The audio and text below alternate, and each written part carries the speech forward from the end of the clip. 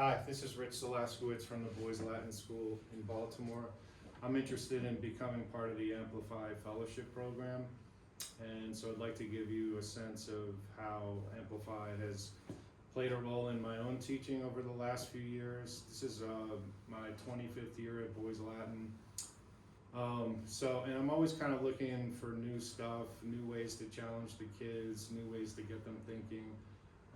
And for me, Amplify I've used mostly to facilitate the coursework that we already have.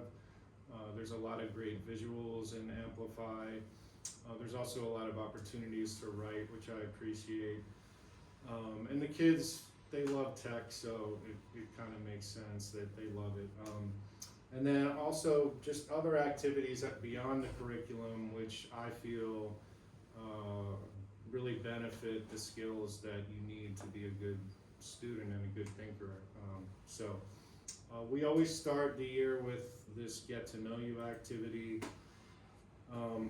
which I think as an educator, that's the first thing you need to do is get to know your students a little bit. I love the questions about the kids' names, the things that are important for them. It also gives them an opportunity to talk about their experience with mathematics. So I love this introduction for the year, and even this little argument about the hot dogs. So we always start with that. I teach calculus and pre-calculus, so there's not as much as maybe some other subjects like algebra and geometry in Amplify, at least in my experience, but there are some great activities. We always use this limits and continuity activity. Let me just find that real quick. And that's one of the first things we do,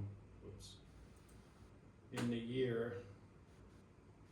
And so it kind of builds, you have some nice visuals of the concept of a limit, and then that takes you to looking at applying, connecting that to continuity. And then my favorite part are the parts where the guys get to try to do some creative sketching to model different relationships with the limit. So love that activity. Also, I always use, well, I don't say always, but I usually use the pacing tool so that we can all kind of stay in the same area. And it's great how you can see where the kids are in each window, and it just helps me, I guess, manage the class a little bit better too while we're doing these tech things. All right, what else we got? Also, I have always had my guys doing escape rooms when we have, let's say we finish a test and there's 20 minutes of class, or we have some special day.